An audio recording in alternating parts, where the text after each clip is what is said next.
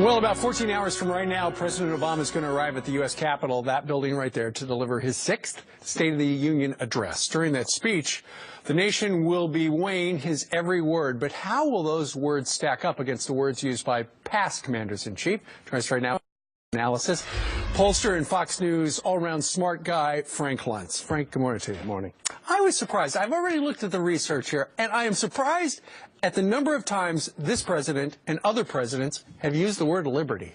But what's fascinating about it is just how few times Barack Obama has done so. Barely. The words that you use determine the policies, the philosophy. And I got two projections. Number one is that Obama will speak less tonight than he's spoken in any State of the Union because he has less to talk about. And number two is that while other presidents are talking about freedom and liberty, particularly Ronald Reagan and George W. Bush, you don't see it from Barack Obama.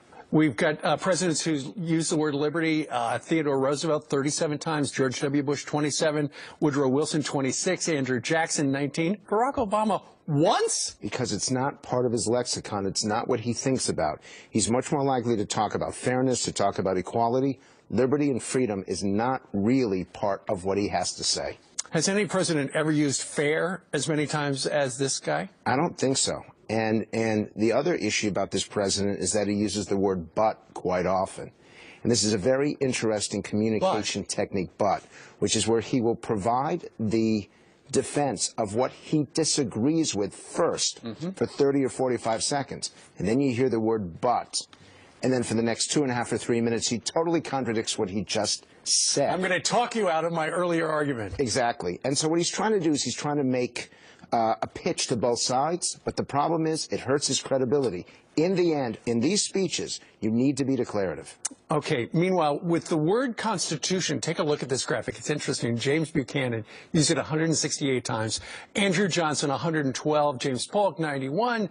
Andrew Jackson, 76. Barack Obama has only used it thrice. Well, the reason why Constitution was so important starting in the 1820s and going through the 1860s is because of what happened with the Civil War. But you still have to wonder why Barack Obama doesn't refer to the Constitution when there have been so many constitutional issues during his presidency. Republicans tend to focus on constitutional values. Democrats don't. This White House has leaked like crazy. We know exactly what's going to be in.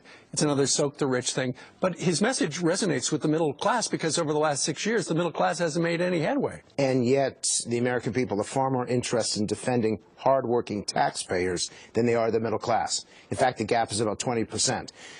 We may argue what the definition of middle class is, but everyone in this studio right now defines himself as a hardworking taxpayer. And Barack Obama is talking about tax increases on hardworking taxpayers. Bad message, bad time, bad politics. All right. Good analysis. Thank you. Frank Luntz, we thank you very much. Thanks.